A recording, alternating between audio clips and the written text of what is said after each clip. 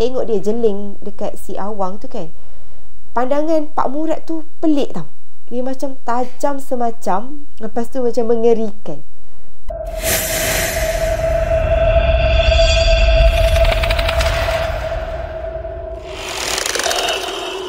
Hai, Assalamualaikum and welcome to Pika Storyteller channel. Pika nak ucapkan terima kasih pada korang semua yang sudi untuk klik pada video kali ini. Dan seperti biasa, pada yang baru saja datang ke channel ni, jangan lupa untuk terus tekan butang subscribe di bawah dan juga follow Pika di Instagram Pika Storyteller.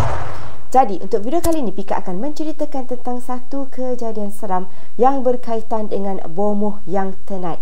So, tanpa kita buang masa, jom kita mulakan dengan kisah seram kali ini.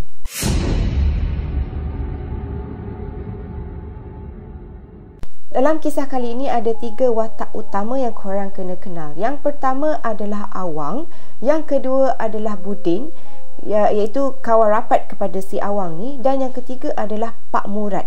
Pak Murad ni merupakan ayah kepada Budin dan dia ni merupakan seorang bomoh yang sangat terkenal di kampung mereka ni. Kata Awang, dia dengan Budin ni memang sangat rapat tau. Bukan setakat kawan sekampung, tapi juga kawan yang dekat sekolah. Sama-sama pergi belajar, sama-sama melepak.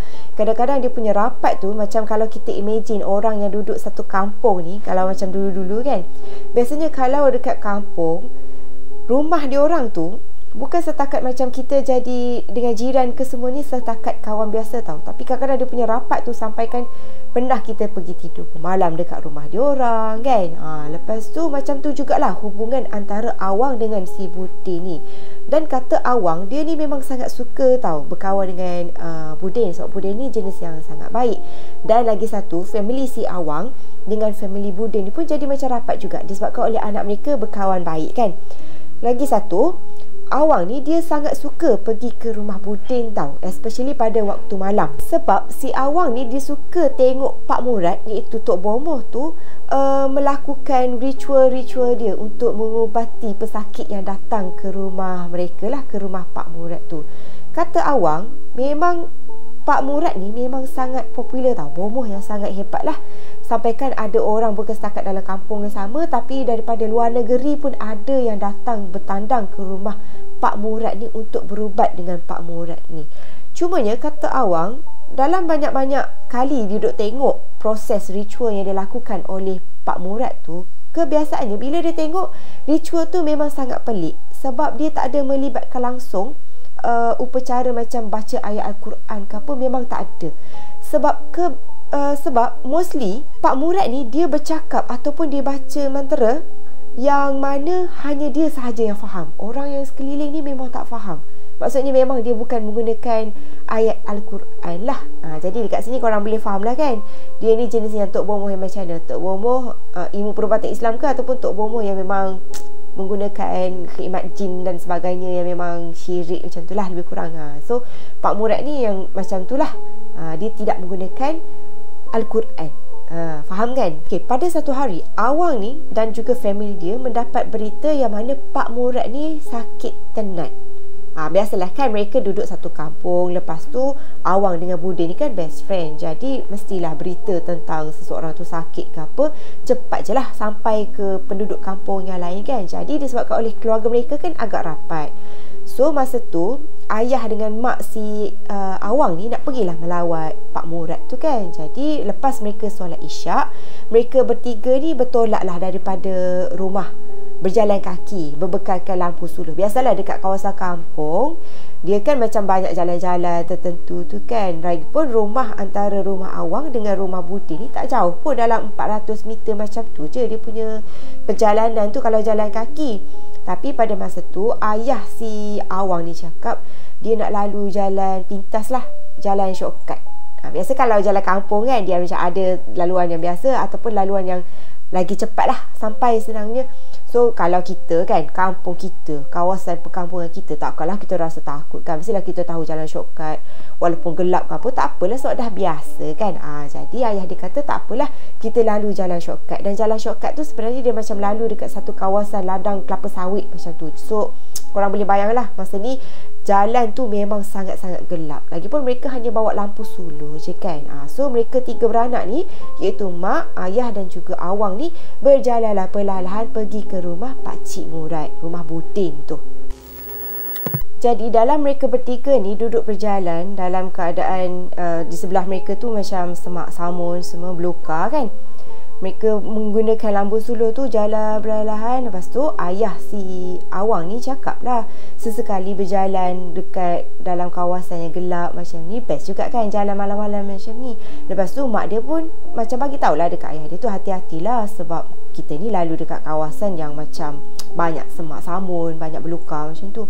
Sebab diorang ni masa ni bukanlah takut ke benda lain pun. Diorang ni macam fokus kepada perjalanan tu untuk sampai ke rumah Pak Murad dengan cepat. Dan lagi satu takutlah kan, macam ada binatang buas ke kan, contoh macam tiba-tiba ular melintas ke, macam tu lah. Lebih kurang tak nak lah benda macam tu berlaku. So dalam mereka duduk berjalan 3 orang tu kan, sekali tiba-tiba mereka dapat dengar bunyi macam ada sesuatu tau sedang bergerak ataupun berjalan dekat dalam belukar ni. Lepas tu mereka pun macam berhenti tau. Lepas tu mereka pun dengar selain daripada bunyi macam berjalan, bunyi orang berdehem. Tahu tak macam macam tu kan. Lepas tu ayah dia ni mematikan langkah lah. Lepas tu dia pun pergilah suluh dekat kawasan belukar ni. Lepas tu bila pergi suluh dekat kawasan belukar tu, mereka bertiga ni boleh nampak lah macam ada satu susuk tubuh lelaki yang terbongkok-bongkok berjalan menuju ke arah mereka lah. Lepas tu bila laki tu tadi menghampiri mereka, masa ni barulah ayah si awang ni pun tengok betul-betul. Lepas tu dia pun cakap, lah Pak Murad ke duduk dekat dalam kawasan gelap dekat semak samun ni, ingatkan siapalah tadi kan. Lepas tu bila mereka tengok rupa-rupanya tu adalah Pak Murad. Lepas tu Pak Murad pun tanyalah mereka bertiga ni, korang bertiga ni nak pergi mana? Lepas tu ayah kepada si awang ni pun cakap lah, bukan, kami semua bertiga ni sebenarnya nak pergi rumah Pak Murad lah, sebab katanya Pak Murad ni sakit. Tapi sekarang macam tak sakit pun. Lepas tu Pak Murad tu pun cakap, aku tak sakit, aku dah sihat dah ni. Lepas tu dia pun pergi jeling dekat si awang ni. Lepas tu awang ni dia macam cover lah, macam tersenyum lah. Dia macam pelik lah, takkanlah Budin ni nak tipu dia cakap ayah dia sakit kan. Sedangkan Pak Murad tu betul-betul depan dia orang masa tu. Pak Murad tu macam sihat je kan. Cuma masa ni kata awang, masa bila Pak Murad tu tengok dia jeling dekat si awang tu kan, pandangan Pak Murad tu pelik tau. Dia macam tajam semacam, lepas tu macam mengerikan. Sebab biasanya pandangan mata Pak Murad ni macam agak mesra lah, sebab mereka kan rapat. Tapi kali ni pandangan dia tu lain macam sikit, membuatkan si awang ni macam takut tau bila tengok mata Pak Murad ni. Lepas tu Pak Murad ni pun bagi tahulah dekat ayah kepada si awang ni, tak apalah, korang semua pergilah balik semula ke rumah, dah lewat malam ni kan. Lepas tu dia pun berjalan. Tak lama lepas tu dia pun macam hilang dalam gelap macam tu lah. Lepas tu ayah kepada si awang dia pun terus cepat-cepat bagi tahu dekat mak awang dengan awang ni, tak apa, jom kita balik. Ayah dia macam dalam keadaan tergesa-gesa tau. Ayah dia sempat bagi salam dekat Pak Murad ni, tapi Pak Murad tak balas. Sebab masa tu Pak Murad dah berjalan, lepas tu hilang dalam kegelapan macam tu lah. Lepas tu awang ni macam pelik, kenapa ayah dia ni kan macam tergesa-gesa sangat nak balik ke rumah, macam rushing macam tu lah. Lepas tu kan bila sejurus saja mereka ni bertiga sampai dekat rumah, masa ni ayah kepada si awang ni arahkan mak dengan awang ni untuk terus pergi mandi ataupun cuci kaki. Lepas tu tidur dan make sure yang pintu tingkap semua ni kunci, tutup rapat. Masa ni awang ni macam pelik lah, kenapa ayah dia ni tiba-tiba rushing nak balik kan, tergesa-gesa. Lepas tu ayah dia suruh mandi dengan tutup semua tingkap. Dia macam agak pelik lah. Lepas tu kakak adik-beradik si awang ni macam pelik lah kan, kenapa ayah dia ni nampak macam, yelah macam something kan. Biasanya orang tua dia orang macam kadang-kadang dia tak nak bagi tahu budak-budak tahu apa yang berlaku ataupun apa yang mereka tahu. Mereka lagi prefer untuk mendiamkan diri, sama seperti ayah kepada si awang ni lah. Lepas tu awang kata malam tu walaupun lepas dah mandi apa semua, dia tak boleh nak melelapkan mata tau. Sebab dia punya fikiran ni, dia masih lagi fikir tentang pandangan mata Pak Murad dekat dalam kawasan semak tu tadi. Dia rasa macam Pak Murad ni macam pelik je cara pandangan dia tu, macam bengis tau. Lepas tu kan, keesokan harinya, si Awang ni dia mendapat berita bahawa Pak Murad, ayah kepada Budin tu meninggal dunia. Jadi bila dapat berita meninggal dunia ni, teruslah mereka semua satu family ni pergilah melawat kan, menziarah lah ke rumah Budin ni. Lepas tu bila si Awang ni dia jumpa Budin, dia cakap lah takziah lah Budin kan atas kehilangan arwah ayah Budin, iaitu Pak Murad ni. Lepas tu Budin ni dalam keadaan kesedihan tu dia cakap lah tak apalah, terima kasih lah sebab sudi datang semua kan.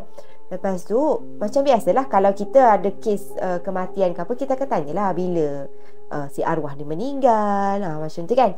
Lepas tu Awang ni dia tanya dia dekat Budin, bila Pak Murad ni meninggal. Lepas tu Budin ni pun cakap Pak Murad ni semalam dalam lepas waktu maghrib macam tu, dia dah memang tenat sangat dah. Memang tenat sangat-sangat dah sampai nak kena pergi hospital apa semua. Dan lebih kurang dalam lepas isyak macam tu, arwah Pak Murad ni meninggal dunia. Lepas tu bila si Awang ni dengar Budin cakap macam tu kan, terus dia punya bulu roma semua ni meremang tau. Dia macam berdebar, macam takut gila.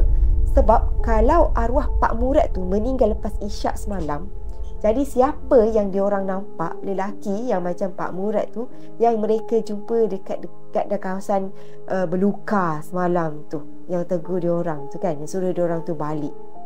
Jadi masa tu mulalah si Awang ni macam seakan-akan faham tau.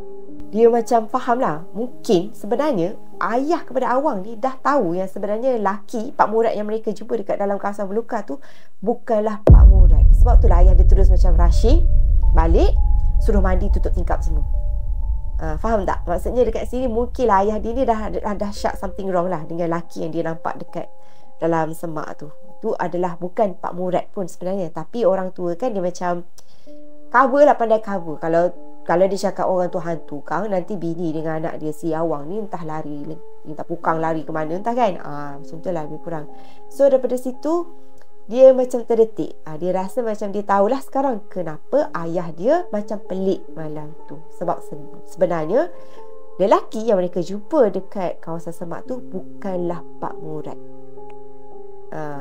Seram tak? Bagi Pika sebenarnya kisah ni sebenarnya agak seram tau. Sebab dia melibatkan jelmaan dalam bentuk orang yang kita kenal, tapi sebenarnya bukan orang tu. So apa pandangan korang tentang kisah yang Pika kongsikan kali ni? Seperti biasalah, apa-apa pun terus tinggalkan komen korang di bawah. So seperti biasa, itu sahaja video Pika untuk kali ini. Kita jumpa lagi in my next video. So see you soon. Bye.